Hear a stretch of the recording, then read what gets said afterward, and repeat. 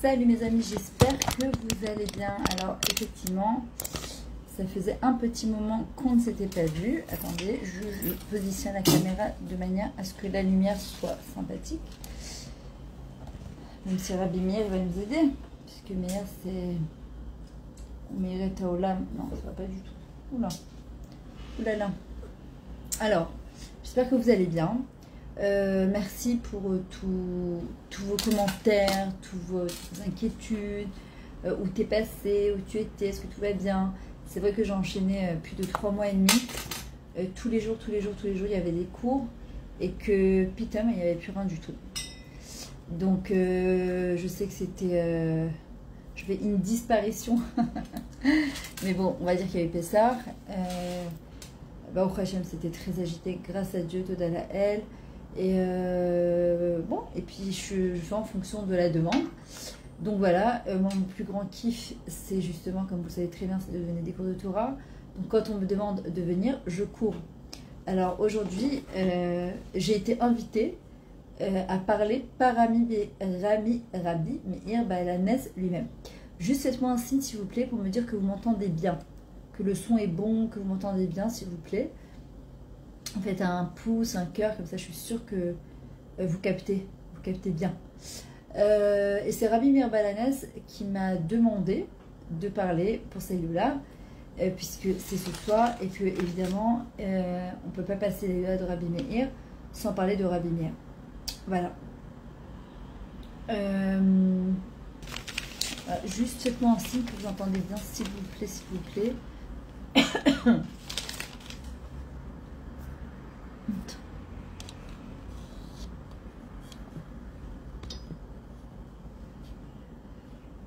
Ah bah voilà Nathalie, tu vois, Hachim il t'a entendu. Vous entendez bien? Vous m'entendez bien? Vous êtes bien connecté ou pas?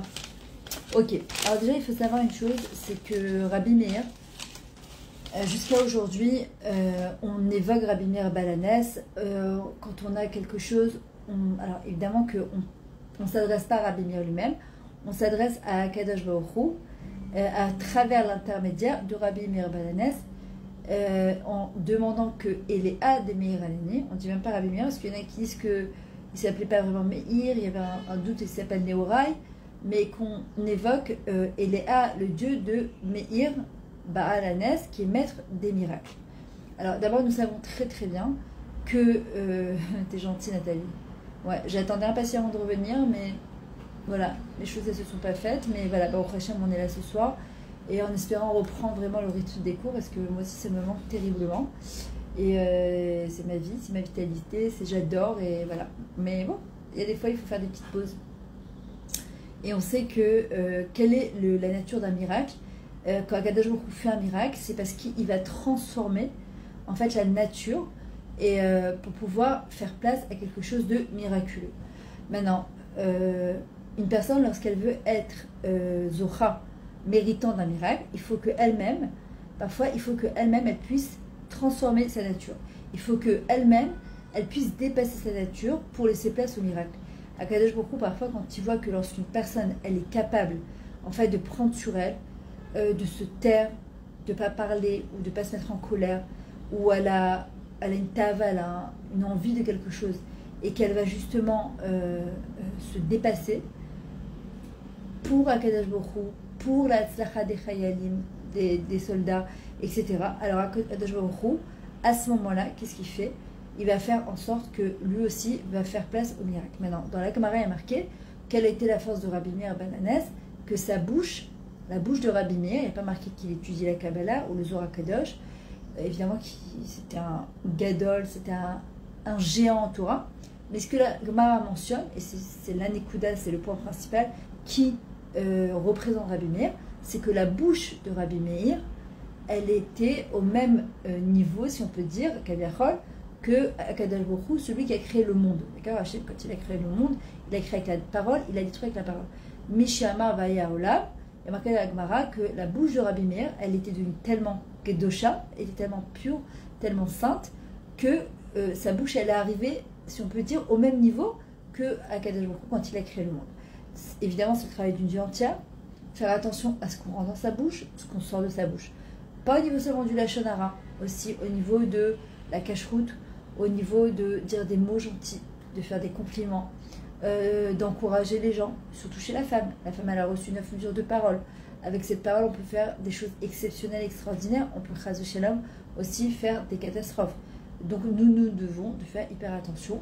Et Rabbi Meir nous apprend qu'aujourd'hui, et jusqu'à aujourd'hui, s'il a cette capacité de faire des miracles, et même après son vivant, que lorsqu'on allume une bougie, les Nishmato, et qu'on demande par le mérite de Rabbi Meir à Akadosh Baruch Hu de nous exaucer, c'est parce que Rabbi Meir avait fait attention à sa parole, avait transformé sa bouche, la bouche c'est la malchoute, c'est la royauté, en un cli, en un ustensile kadosh. Maintenant, j'ai entendu d'une amie à moi, Nechama, puisqu'on a fêté la Yula de Rabbi Meir dimanche soir, un petit peu en avance avec des amis de Beta, chez ma copine Sandrine Terza, qui a l'habitude de faire tous les ans. Et le Rav Arouche disait que ce soir, lorsque nous allons allumer une bougie pour Rabbi Meir, la chose qu'on doit demander le plus, c'est la Géoula. C'est que par le mérite de Rabbi Meir Balanès, on est la Géoula. Maintenant, d'où vient Rabbi Meir Balanès? Alors, certainement que ce que je vais vous raconter, vous avez déjà entendu, mais comme on dit, Achacham Shomea Pamaim, le sage, il écoute toujours deux fois. Moi, tous les ans, je réécoute, j'essaie de trouver des chidushim, des nouveautés sur Rabbi Meir. Il y a toujours quelque chose de nouveau qui va venir et Bezrat Hashem nous apprendre ces choses-là. Voilà, juste, s'il vous plaît, donner du mérite à d'autres personnes. Chaque personne, elle a besoin d'être exaucée, d'avoir une Géoula personnelle et la Géoula du Ham Israël. Donc, s'il vous plaît, partagez ce cours, donnez du mérite aux autres, faire ce qu'on appelle un shitouf peoula. On partage pour donner le plus de mérite à tout l'Am Israël et que la Géoula Bezrat Hashem, elle arrive aujourd'hui par le mérite de Rabbi Meir Balanès. Maintenant, d'où vient Rabbi Meir Balanès? Alors, son ancêtre, c'est Néron. Néron, qui travaillait pour le César, d'accord, le Kessar, il détestait les Juifs, et un jour il lui a dit, tu vas aller à Yerushalayim et tu vas faire du mal aux Juifs et tu vas détruire Jérusalem. Maintenant, Néron avait appris, ça c'est l'intelligence d'un homme, de ses ancêtres et des nations qui avaient précédé donc le César, que celui qui touchait à Yerushalayim, qui touchait au Ham Israël, ou à Eretz Israël, Erchéou, à un certain moment, Akadosh Baruch Hu vengeait son peuple, vengeait la nation, et qu'il ne laissait pas faire éternellement ce que les nations voulaient contre le Ham Israël. Donc Néron savait très bien maintenant, il était embêté parce que d'un autre côté, il craignait Dieu, d'un autre côté, il avait peur de se faire exécuter s'il ne suivait pas les ordres de l'empereur. Donc il est parti à Yerushalayim et il a commencé à envoyer des flèches sur Jérusalem et les flèches revenaient sur lui. Et il a compris que Akadosh Baruch Hu, effectivement, était très en colère contre son peuple et c'est pour ça qu'il voulait détruire le peuple et qu'il savait très bien qu'il fallait qu'il choisisse un chalière, un envoyé qui allait le faire. Et il a dit, moi je ne serai pas cet envoyé parce que même si une personne devra faire cette chose-là, je ne veux pas, moi, servir de ça pour pouvoir tuer les enfants d'Hachem. Donc, il s'est sauvé. Ils ne l'ont plus jamais retrouvé. Il est parti très loin. Il s'est converti. Et de lui, de Néron, est sorti Rabbi Meir Balanès. Voilà. Il y en a qui disent que Rabbi Meir s'appelle aussi Néoraï. D'accord, c'est un peu la même chose. C'est Néoraï, Ner, c'est la lumière. Il a éclairé le monde, etc. On a aussi entendu parler de Rabbi Yehuda Hanassi. D'accord, le saint Rabbi Yehuda Hanassi. Alors, Rabbi Yehuda Hanassi, il faut savoir qu'il était extrêmement riche et il a dit avant de mourir, je peux témoigner que même pas mon petit doigt a profité des biens de ce monde. Bon, il faut comprendre ce que ça veut dire et alors comment il est devenu riche et pourquoi alors il est devenu riche. Bref, c'est pas le sujet du cours. Maintenant, Rabbi Yehuda Hanassi, lorsqu'il est décédé, tous les gens qui étaient Rabbi Yehuda Hanassi, c'était un géant en Torah, l'ont accompagné à sa dernière demeure, à la Lévaïa. Et lorsqu'ils l'ont enterré, il y a une bête colle, il y a une voix qui est sortie du ciel et qui a dit « Tous ceux qui ont assisté et accompagné Rabbi Yehuda Hanassi mériteront, Mouzbanim les Chayo Lamaba, sont invités au monde futur. » Il y avait un homme là-bas qui avait été acculé, il n'avait pas pu venir, et il était désolé de ne pas avoir pu accompagner Rabbi Yehuda Hanassi. Et il a tellement eu de tsa'ar, de peine, qu'il est monté sur un toit et il s'est suicidé. Alors, on sait très bien que dans la Torah, le suicide, que Dieu préserve, ben, voilà. Et il y a une voix qui est sortie du ciel. Et Rabbi Yehuda a dit, même cet homme-là qui s'est suicidé est invité au Lamaba. Bon, je n'entrerai pas pourquoi, comment, d'accord, c'est pas le lien. Maintenant, Rabbi Yehuda Nassi a dit à ses élèves, si je suis devenu Rabbi Yehuda Nassi, maintenant c'était un géant en Torah, il dit parce que lorsqu'il étudiait, il voyait le coup de Rabbi Meir Balanes. Et de ça, il a été inspiré par la Gdusha de Rabbi Meir, et c'est devenu Rabbi Yehuda Nassi. Il dit, imaginez si j'avais vu son visage, d'accord? Donc, juste pour nous expliquer, Rabbi Yehuda Nassi, déjà qui était immense en Torah, quand il a vu juste le coup de Rabbi Meir Balanes, donc on ose un tout petit peu imaginer qui était Rabbi Meir. D'ailleurs, je vous invite, pour celles qui sont en Israël, ou celles qui viennent en Israël, ou viennent d'aller sur le Kever de Rabbi Meir, ils l'ont tout refait. Moi, je sais que j'ai eu, Baruch Hashem, énormément de Yeshua, de délivrance. Et je suis toujours mitrailleuse, c'est-à-dire que je m'engage, blinéder évidemment, à retourner sur le Kever de Rabbi Meir pour évidemment remercier Akadosh Baruch Hu et par le mérite du tzaddik. Parce que c'est Hachem qui nous exauce, c'est pas le tzaddik. Par le mérite du tzaddik, il est tellement grand, même après sa mort et encore plus après sa mort, qu'Akadosh Baruch Hu, il nous exauce. Donc ça, c'est très important. Maintenant, on raconte, d'abord, on sait très bien que Rabbi Meir, ça sort toujours avec Pessar Sheni. Bon, pourquoi nous fêtons Pessar Sheni? Pourquoi il y en a qui redressent la table du Seder? On m'a posé la question, mais non, je vous rassure tout de suite. Est-ce qu'il faut ressortir les ustensiles de Pessar? Pas du tout. C'est juste un minhag, d'accord? C'est juste pour marquer le coup. En fait, on fait Pessar Sheni, c'est-à-dire qu'on mange de la matzah ce soir. Et il y en a qui redressent la Seder comme si que, voilà, c'était Pessar. Et d'où vient ce Pessar Sheni? En fait, il y avait des hommes qui n'avaient pas pu assister au Leila Seder, et parce qu'ils étaient tamés, ils étaient impurs, ils avaient dû faire des mitzvot, ils sont partis voir Moshe Rabbeinu, et ils ont dit à Moshe Rabbeinu, écoute, c'est pas juste que nous n'avons pas pu assister, c'était pas parce qu'on n'a pas voulu, on n'a pas eu le choix, on n'a pas pu, et c'est pas juste qu'on ne peut pas faire Pessar Sheni, on veut refêter Pessar. Et en fait, ils ont tellement insisté que Moshe Rabbeinu, il a fixé Pessar Sheni pour leur donner justement la possibilité de fêter aussi Pessar. Rabbi Nathan, l'élève de Rabbi Nachman, nous enseigne, qu'est-ce qu'on apprend de ça? C'est quelque chose de très grand. C'est quoi Pessar? Pessar, c'est-à-dire que Hachem, il est passé, c'est pas il a passé, Pessar, il a enjambé, d'accord, les portes, en fait, il a enjambé la Touma, l'impureté. Et ouais, heureusement, t'as raison, ce que j'ai dit, ah non, ça franchement, j'adore cette fête, mais voilà, il y a des limites, hein. Et il a enjambé la porte, en fait, il a enjambé l'impureté de ces hommes-là, ou dalag, ou dileg plutôt, il a passé outre, en fait, la touma de ces hommes-là, qui ont insisté, et Rabbi Nathan, donc revient sur le fait de Enshul Iyush Bolam Klal, que le désespoir n'existe pas, et que justement, même si une personne, a priori, elle aurait fait des avérotes, elle serait tombée, ce qu'on appelle de Shefala Madriga, au plus bas du plus bas, elle doit, tant qu'elle est vivante, l'hydroche, Shalom, elle doit venir dire à Kadosh Baruch Hu, Hachem, tu as raison, je me suis mal comportée, et je suis ta fille, et j'aurais dû me comporter autrement, et tu as raison. Et Khatati Avitibacheti, maintenant je te demande s'il te plaît de me donner encore une fois le mérite de faire tchouva de mon vivant et de m'aider. Et c'est ce qu'il explique Rabbi Nathan, Doresh Srout ve Shalom Latzmenu, de ne pas baisser les dents. On doit demander le Shalom et des mérites pour nous-mêmes, parce qu'on est des enfants quand même d'Akadosh Baruch Hu. Et Hachem justement, il y a marqué Afilu Shecherem Munachal Tzavaro Shel Ha'adam En Li Imana Min Harachamim. Même si une personne a priori elle est dans un cas désespéré, médecin, médical, la banque, de Averot, j'en sais rien. Elle n'a pas le droit d'empêcher Akadosh Baruch Hu d'intervenir dans sa vie, puisqu'on sait très bien que quand on arrive dans le Shemona Esrei, à la partie où on fait à Rotse B'Tchouva que Hachem, il veut la tchouva de ses enfants.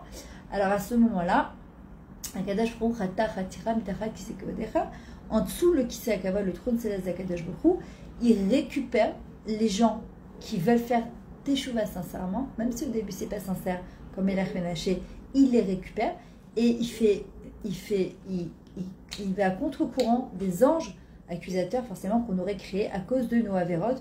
La Kadosh Baruch Hu, comme il a créé la tchouva avant d'avoir créé le monde, il accepte la tchouva de chacun et de chacune. Donc c'est ce qu'on apprend de Rabbi Nathan et surtout de Pessah Sheni. Mais autre chose qu'on apprend, c'est qu'un jour il y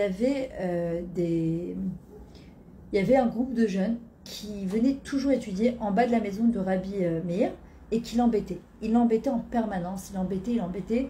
Et il fumait de la narguila, et il fumait, il mettait de la musique à fond, et il parlait fort. Et un jour, Rabbi Meir n'en pouvait plus, il avait beau leur dire d'arrêter, il ne voulait pas arrêter, qu'il a commencé à prier pour qu'il meure. Et là, Amen, Simcha Batalis Bezrat Hashem pour tout l'âme Israël, pour que tous les Khatoufim rentrent à la maison, que les Chayalim, ils n'aient pas besoin de rentrer à Gaza, que la guerre elle s'arrête et que le Shalom, Bezrat Hashem, il arrive, que la Géoula il arrive, et que le Hashem il puisse se dévoiler, Bezrat Hashem, dans ce monde le plus vite possible, le plus vite possible, aujourd'hui, maintenant. Et donc, quand Brouria, la femme de Rabbi Meir, a entendu que Rabbi Meir priait pour que ces gens-là meurent, elle est venue lui dire, attends, il y a marqué dans les télim de David Ameler, Itamur Chata'i Minaret, que les fautes soient expiées de la terre. Il n'y a pas marqué que les fauteurs soient expiés. Les fauteurs, pardon, pas les fauteurs, les fautes. Akadosh Baruch Hu ne désire pas la mort de ses enfants, mais pas du tout. Péchou, enfin des panim. Hachem, il attend au contraire qu'on puisse faire cette échouva. Et Brouria, elle a dit à Rabbi Meir, au lieu de prier pour que ces hommes-là meurent, prie pour qu'ils fassent échouva. Et il a tellement prié que Baruch Hashem, cette Chavoura, ce groupe, cette équipe, justement de Salulanit, Salut Simcha, Refouachelema, Shimon Ben Chana, Elza Bat Sylvie, Chana Bezrat Hashem, Tivelaz Louise Bat Marie Myriam, Beter Kol Amcha Bet Israël, Bisroud Rabbi Meir Balanes Bezrat Hashem, et bientôt Rabbi Shimon Bar Yochai. Et ils ont fini par faire Teshuvah.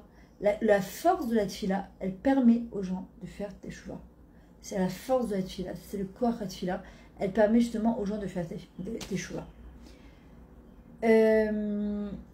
Un jour, Rabbi Meir est arrivé avec Rabbi Yehoshua et Rabbi Yehuda, je crois, je ne me rappelle plus, dans une auberge.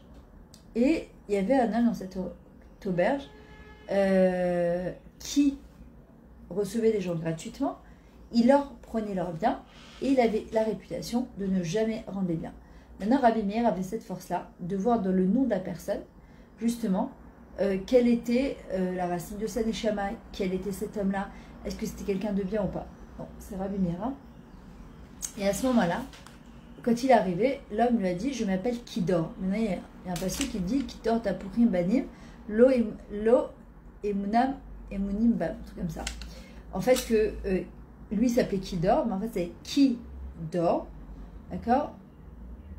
Car dans cette génération, en fait, il y a marqué Tapurim Banim, qu'on ne doit pas avoir de émoun, de confiance en ces personnes-là. Refoua Shema, Naomi, Esther, Batilana, Chana, Be'ezrat Hashem. Et Rabbi Meir n'a pas voulu donner ses biens à cet homme-là. Il n'a pas du tout voulu donner ses biens. Et il était embêté parce qu'il ne savait pas quoi faire avec. Par contre, les deux rabbinim qui étaient avec lui, je crois que c'était Rabbi Yehoshua et Rabbi Yehuda, si je ne dis pas n'importe quoi, ils ont confié leurs biens à cet homme-là.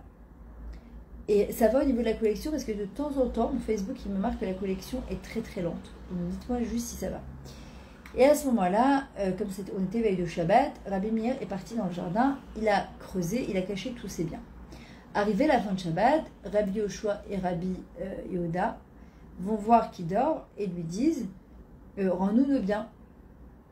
Et il dit je ne sais pas de quoi vous parlez, je vous ai jamais appris. Amen. Amen, Amen, Bezrat Hashem. Sous la choupa, là, cette année avant Rosh Hashanah, Bezrat Hashem. Ah, Baruch Hashem, vous entendez bien, c'est le principal. C'est le trou de Rabbi Meir. Et Kidor, il dit non, pas du tout, vous m'avez rien donné. Quel chutzpah, il a fait ce qu'on appelle afour à la four. Il lui dit quoi? Déjà, je vous reçois gratuitement dans mon auberge.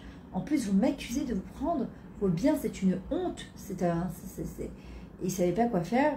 Donc, ils sont partis voir Rabbi Meir. Et Rabbi Meir, il leur a dit Rabbi Meir, on est désolé qu'on t'a pas cru. On est vraiment désolé. on fait quoi maintenant? Alors Rabbi Meir est parti voir Kidor. Kidor a nié. Et en fait, il voit que sur la barbe de Kidor, il y avait des lentilles qui traînaient. Il ne s'était pas bien nettoyé sa barbe.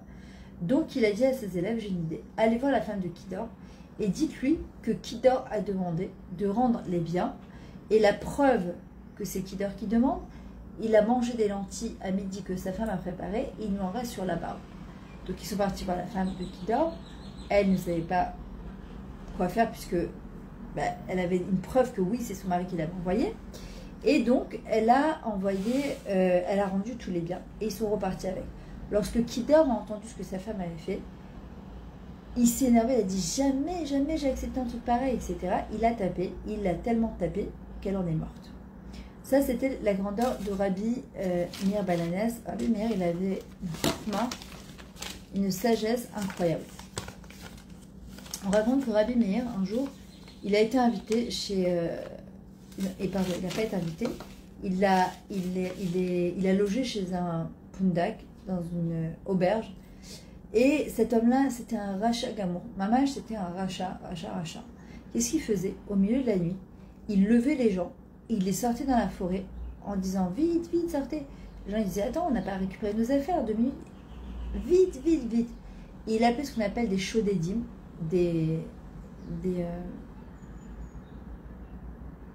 j'oublie comment on dit des shodédim, c'est des gens qui volent pendant la nuit dans les forêts. J'ai oublié. Des shodédim. Bon, bref. Des gens qui volaient pendant la nuit à l'époque, c'était des... bref, vous avez compris ce que je veux dire.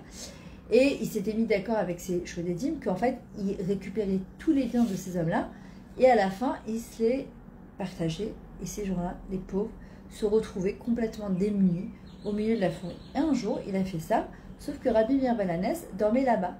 Donc, ils sont partis voir Rabbi Meir. Il est parti voir Rabbi Meir et il lui a dit « Lève-toi, vite, vite, vite, il faut sortir dans la forêt. » Rabbi Meir avait vu que cet homme-là était un malfrat, un voyou. Donc, qu'est-ce qu'il a fait? Il a dit « Il n'y a pas de problème, mais d'abord, tu vas me chercher mon frère. » Et parce que mon frère n'a pas les moyens de venir dormir dans une vraie auberge, c'est comme un hôtel 5 étoiles. Il dort dans une auberge là-bas où les gens qui n'ont pas beaucoup d'argent vont dormir. Il lui dit ok, pas de problème, comment il s'appelle? Il dit il s'appelle Kitov. C'est Kidor, là c'est Kitov. Et donc l'homme va et commence à crier dans toute l'auberge je cherche le frère de Rabbi Meir, Kitov, comme ça il passe d'une auberge à l'autre.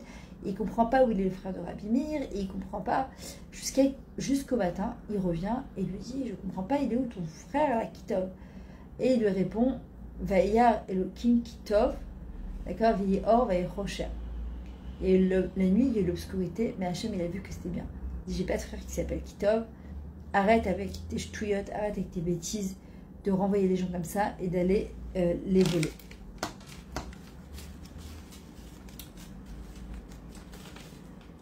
On raconte aussi, c'est Rabbi Alan Gozlan, il raconte, il y a marqué comme ça dans les Télim de David, des brigands. Merci, Ilanit. Exactement, des brigands.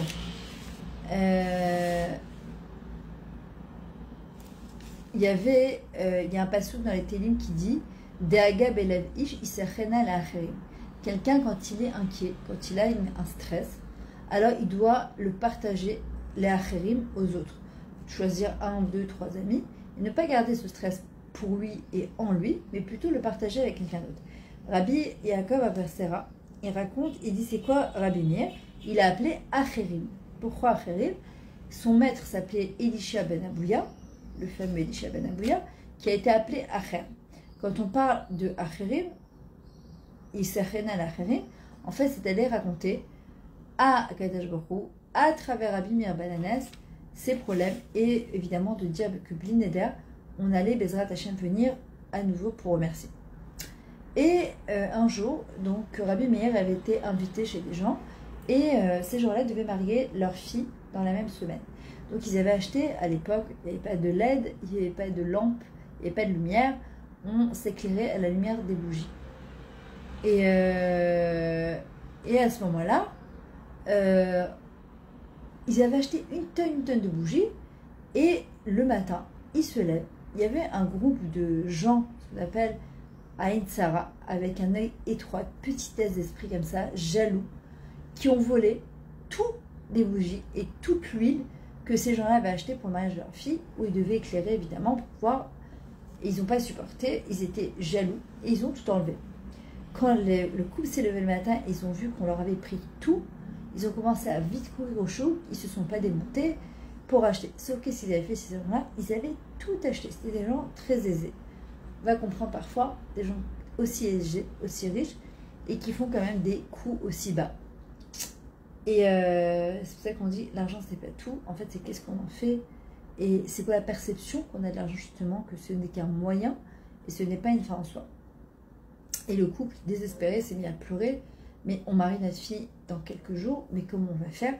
On n'a rien pour éclairer. Et ils pleurent, et ils pleurent, et ça ne va pas faire. Ils vont voir Rabbi Meir qui était leur invité. Rabbi Meir leur dit à la femme, essaye de me trouver dans ta maison une petite assiette où je suis sûre qu'il reste même une petite mèche, un petit peu de cire, une petite bougie, quelque chose d'existant. Il n'y a que Hachem qui a créé le monde du N, de rien. Nous, on peut toujours créer à partir du Yesh, de ce qui existe déjà. Même lorsqu'on veut des Yeshuot et des miracles et des délivrances, on doit toujours dire à Kadosh Baruch Hu, à partir de quelque chose d'existant, je te remercie. Merci Jacqueline, t'es trop gentille, ça me fait plaisir. Je vous avais beaucoup languies, hein, toutes. Et la femme a fini par trouver une assiette avec une petite bougie, avec une petite, avec de la cire, avec de l'huile, quelque chose, une mèche. Et Rabbi Meir a commencé à verser dedans, il a dit jusqu'à la fin, continuez à verser, il y aura un miracle, vous verrez que ça se videra jamais. Et c'est exactement ce qui s'est passé, et ils ont pu faire un très beau mariage. Et lorsque le groupe de gens qui avaient volé ont vu ça et compris qu'ils avaient eu affaire à Rabbi Meir Balanès, ils se sentaient tellement mal, ils sont partis s'excuser auprès du couple d'avoir fait ça, et essayer de rendre, mais malheureusement, 6 mois après, la Midat Adin, d'accord, Hachem quand même les a punis et Chaz Shalom, ils ont perdu tout leur bien. Il faut savoir une chose, que la source de bracha, c'est lorsqu'une personne elle a ce qu'on appelle Aïn Rechava, elle a un œil large, de voir les choses en grand, en large, de ne pas avoir peur. Personne ne nous prendra quoi que ce soit, jamais. Ok? Akadosh Baruch Hu, il est là, il est grand, il a tout ce qu'il faut. Alors voilà, juste pour terminer, je vais refaire le même cours en ivrite. Je vous dis, vous avez envie d'apprendre l'hébreu, vous pouvez vous connecter. Il y a encore beaucoup de choses à raconter sur Rabbi Meir. En tout cas, une chose est sûre, c'est d'allumer une bougie ce soir, les Nishmato, les Sruto, Yagen Alenu, Bezrat Hashem, et de demander le Mashiach et la Géoula, et de faire des demandes aussi personnelles, que Bezrat Hashem, que le Sruto Rabbi Meir, ils éclairent nos enfants, ils les éclairent dans la Torah, qu'ils leur donnent l'amour de la Torah, Bezrat Hashem, qu'on ait nous-mêmes l'amour de la Torah, que nos maris aussi aient l'amour de la Torah, et qu'on puisse aussi éclairer le monde comme Rabbi Meir Balanès. Mais pour ça, on se doit de se dépasser, de dépasser sa nature, pour que Rabbi Meir aussi, il puisse intervenir et faire Bezrat Hashem, que Hashem puisse faire des miracles à travers les mérites de Rabbi Meir Balanès. Partagez ce cours. En tout cas, si vous avez aimé, en espérant Bezrat Hashem, on va faire plein de cours très rapidement. Salut Liel, et que Bezrat Hashem, celles qui sont intéressées évidemment à dédier un cours pour la tzlacha de quelqu'un, pour la refoua chez les mains de quelqu'un, pour une yeshua, pour la parnassa, pour n'importe quoi, alors il est invité. Tu nous vois?